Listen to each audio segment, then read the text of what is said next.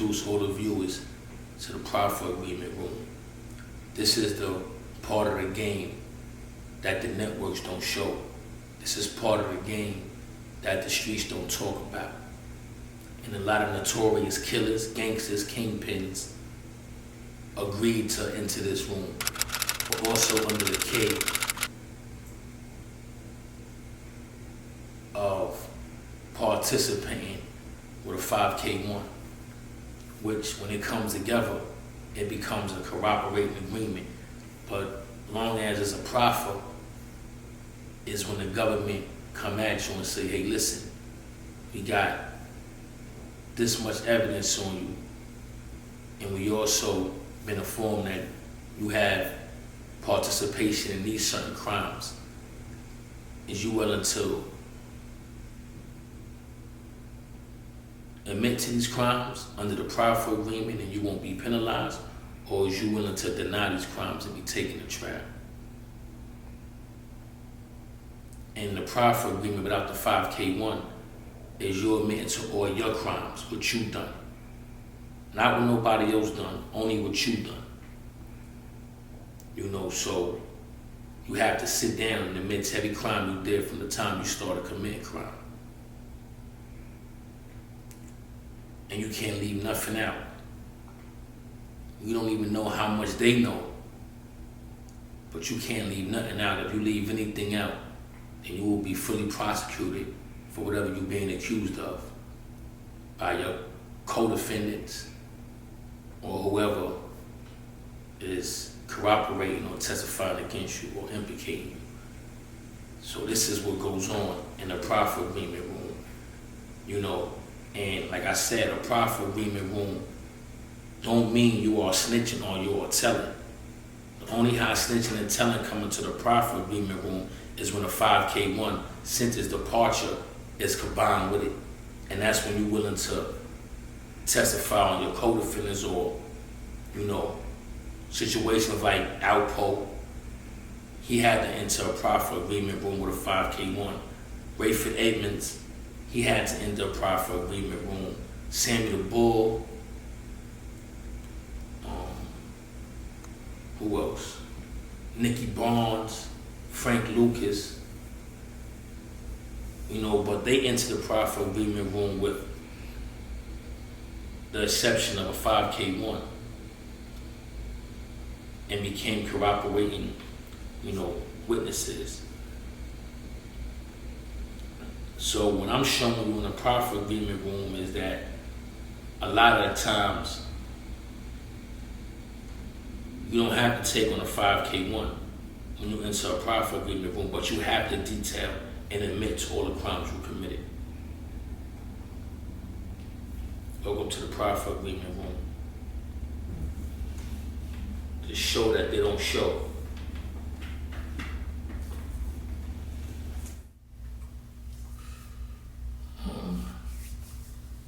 Well, when I agreed to enter the Proffer Agreement Room, that's because the United States government had concrete evidence on me. They had evidence on me that stemmed from my co-defendants recording me in secret and turning it over to the government later to be prosecuted. So I really didn't have a choice. You know, it was either go to the penitentiary for the rest of my life or face a death penalty. So when my lawyer informed me that, listen, you know, these guys is not playing, man. You got 8 people implicating you and willing to testify on you if you ain't willing to go into the Proffer Agreement and admit to all the crimes you committed since you was a adolescent or when you just began committing crimes up until the time of the Proffer Agreement. So some of these crimes that I had to admit to the government already knew about, but they wanted to hear me admit to it.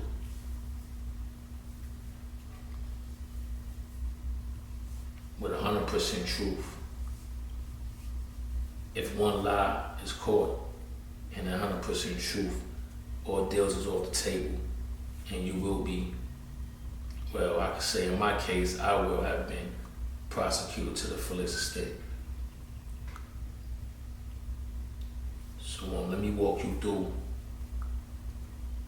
my session of what I had to admit to.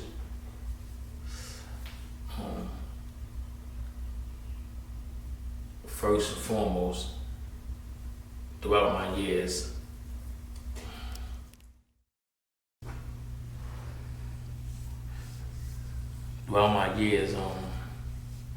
I've been charged with a lot of violent offenses, from attempt murder to murder. And even though a lot of my attempt murders and murder charges been already, I pled guilty to. In state court, I still had to readmit and talk about them in the proffer agreement room. I had to admit and talk about every attempt murder I participated in and every murder I participated in.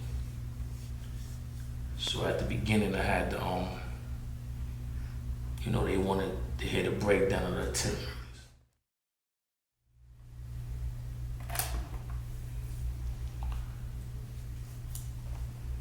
I've been charged with 13 attempt murders and 9 murders.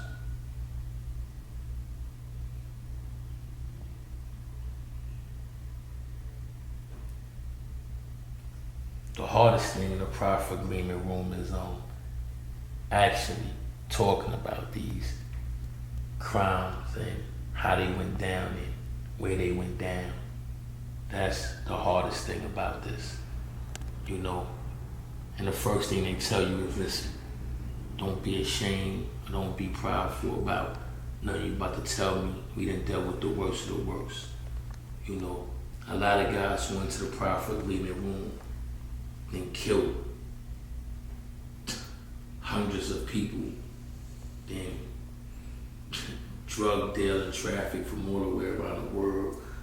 You know what I'm saying? So these people done heard the worst of the stories. So 13 attempt murders and 9 murders, is a bit lot, but not compared to people that come from other parts of the country, Mexico, Colombia, that have been charged with dozens of murders.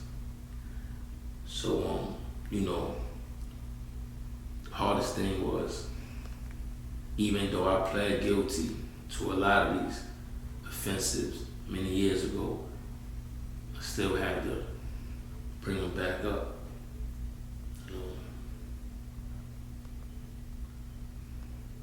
My first attempt murder took place over a drug spot.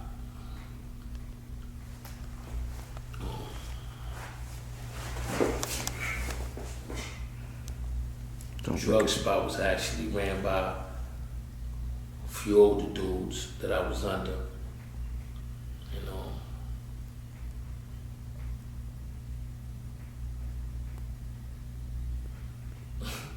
It's kind of crazy because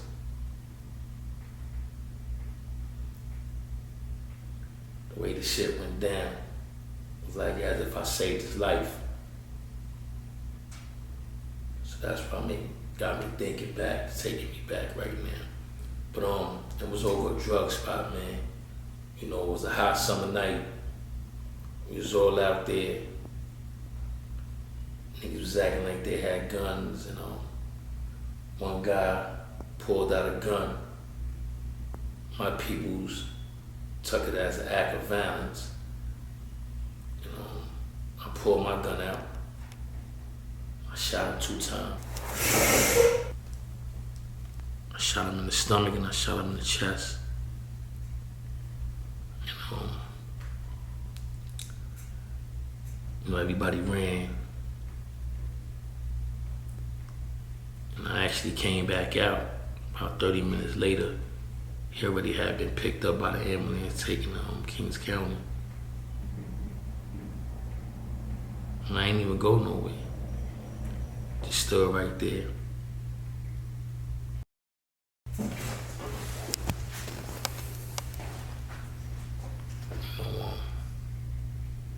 It just was another life in a drug game at that time.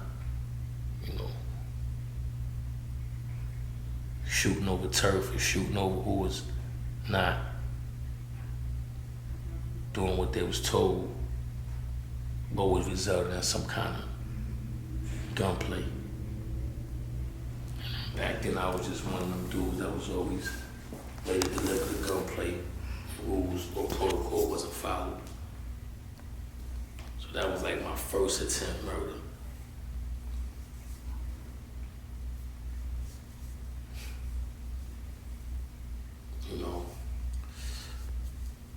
My second attempt murder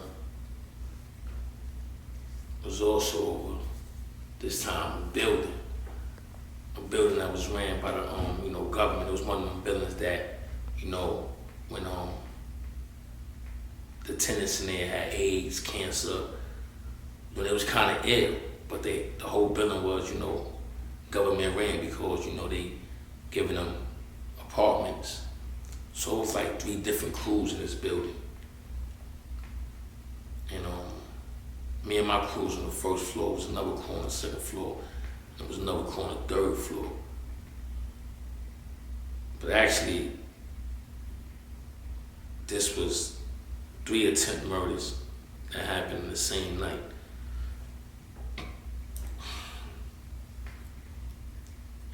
So it was 3 of us, there was 3 crews in the building. So as I was saying, we first got into I caught 3 attempt murders in one night.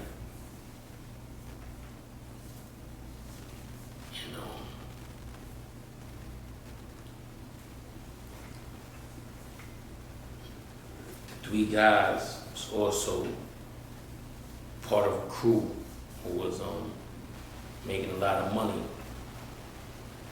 At the same time, I was making a lot of money in this building. They had, AIDS patients in there, cancer patients in there, all kind of sickly people was in there. There was a lot of money in there, like a lot of money, like $100,000 a day. That kind of money, like everybody taking $30,000 a day that was in there. Crews, it was 3 crews in there, so the lady on the 3rd floor, her name was Mama. She wanted the crew that was up there out her house. And she wanted my crew up in there. So,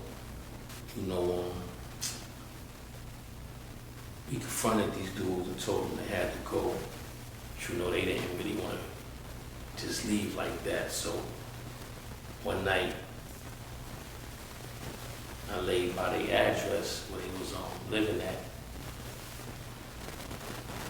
And they drove up. I jumped out the car, I had a Tech 9. And I just fired about 10 rounds. Blew the tires out. The car damn near flipped over. Drive. He got hit in the neck, in the shoulder. Passionate got hit in the back. Another dude, another lieutenant got hit up in the side, in the hand.